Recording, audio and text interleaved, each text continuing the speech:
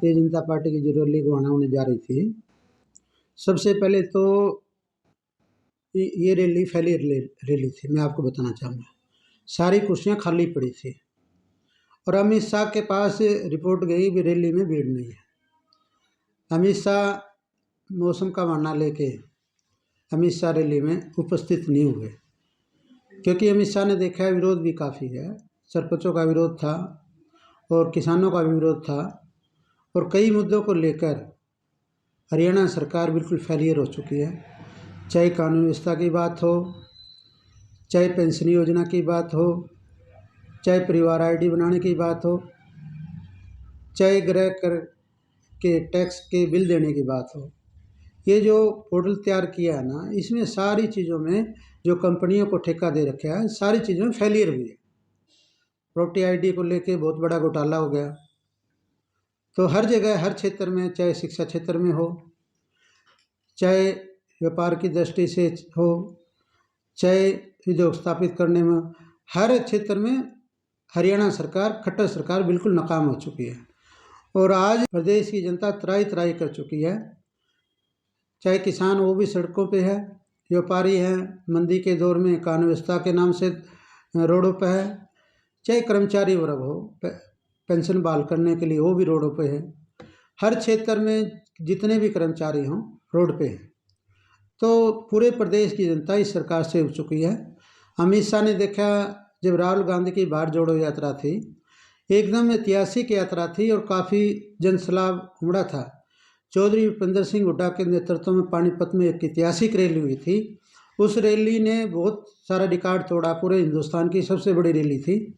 तो बीजेपी की बिल्कुल इस रैली से बिल्कुल हवा निकल चुकी थी और अमित शाह के पास रिपोर्ट गई भी हरियाणा एक तरफा कांग्रेस की लहर चल पड़ी है, उसको रोकने के लिए उस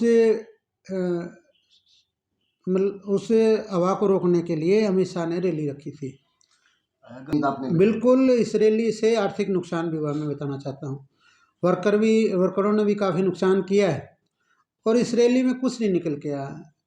लोगों को परेशान किया गया और कई लोगों ने पहुंचना था रैली में, वो पहुंच नहीं पाए क्योंकि उन्होंने पता चल गया भी ये एक सिर्फ ढकोसला है, इसमें कोई भी हमारी प्रदेश की किसी प्रकार की किसी वर्ग की कोई मांग पूरी होने नहीं जा रही।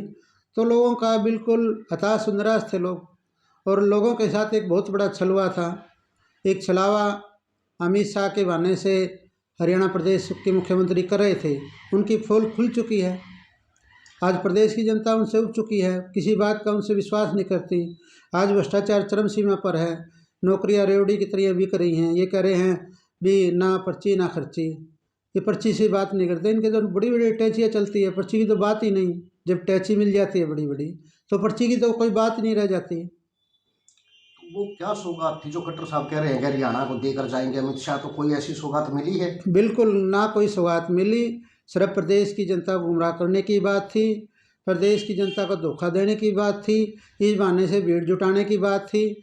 जब देखा खट्टर साहब ने भीड़ नहीं जुटी, लोग बकावे में नहीं आए, लोगों में विरोध है, इसलिए रिपोर्ट भेजी गई भी अमित शाह का प्रोग्राम रद्द हो गया। जींद में आयोजित हुई किसान महापंचायत में ऐलान किया गया कि पहले से भी बड़े आंदोलन की घोषणा जल्द होने वाली है, तो क्या लगता है आपको कि किसानों का जो रुख है किस तरह का रहेगा? और जो किसान की जो यहाँ महापंचायत थी, एक विशाल महापंचायत थी।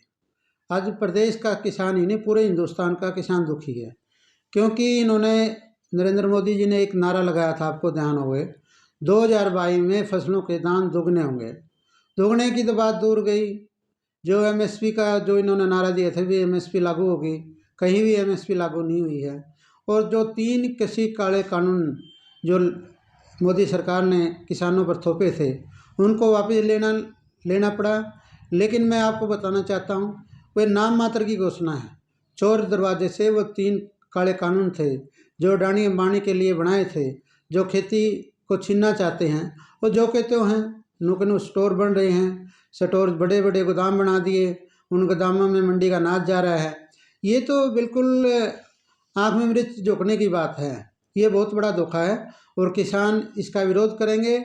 और जो एमएसपी की बात थी, बिजली के बिल जो कानून लाया जा रहा है उसकी बात थी, कम से कम 5-6 किसानों की मांग है। जब तक वो किसानों की मांग पूरी नहीं होती, किसान पूरा हिंदुस्तान का अडिग है, इसलिए ऐतिहासिक रैली हुई है और जल्दी एक बड़ा आंदोलन का खड़ा होगा, उन्होंने घोषणा भी कर दी। तो किसानों की जो ये नाराजगी है, पेंशन बहाली, जो पुरानी पेंशन बहाली है उसको लेकर कर्मचारियों की जो नाराजगी है, तो 2024 के चुनाव में क्या सरकार को भारी पड़ सकती है? बिल्कुल भारी पड़ सकती है। ना तो इससे कर्मचारी वर्ग खुश है, ना कोई व्यापारी वर्ग खुश है, ना कोई किसान वर्ग खुश है, ना कोई मजदूर वर्ग खुश है। सब हताश और निराश हैं और त्राही त्राही मची हुई कानून व्यवस्था के नाम से पूरी त्राही त्राही मची है।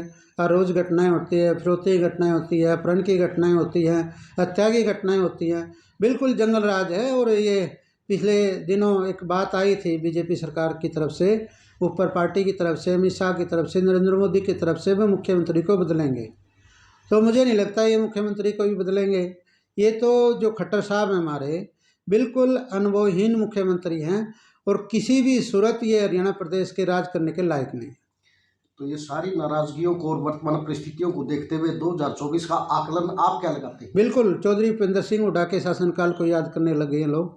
जो चौधरी भूपेंद्र सिंह हुड्डा ने गरीब कल्याण के काम किए थे, गरीब कल्याणकारी योजनाएं लागू की थी, 100 गज के प्लाट दिए थे गरीबों को और व्यापारियों के लिए राहत दी थी, नए नए उद्योग स्थापित किए थे, नए नए पूंजी निवेश किए थे और युवाओं को रोजगार दिया था, लाखों युवाओं को रोजगार दिया था। ये सरकार जो नरेंद्र मोदी की सरकार है, चाहे बीजेपी की खट्टर सरकार है, इन्होंने एक ऐलान किया था, आपको ध्यान होगा, 2 करोड़ युवाओं को भारत सरकार रोजगार देगी। तो ना तो रोजगार मिला, आज दर दर की ठोकरें युवा खा रहे हैं। व्यापारी आज कोई भी उद्योग स्थापित नहीं हो रहा, ना कोई पूंजी निवेश हो रहा। आज मंदी के दौर पर जो जीएसटी इन्होंने लगाई थी, जो गोबर टैक्स हैं, इससे छोटे व्यापारी तो बिल्कुल धराशायी हो गए। आज बाजार में जाके देख लो, सुनसान है बिल्कुल। व्यापारियों को बहुत बड़ा नुकसान हुआ है। कोरोना को लेके भी नुकसान हुआ और तरह तरह के वादे करते थे वे, कोरोना के हम राहत पैकेज देंगे व्यापारियों को, कोई भी राहत पैकेज नहीं मिली, ना किसानों को कोई भी राहत दी। तो ये सरकार तो बिल्कुल ख़त्म हो चुकी है और प्रदेश की जनता इससे छुटकारा पाना चाहती है।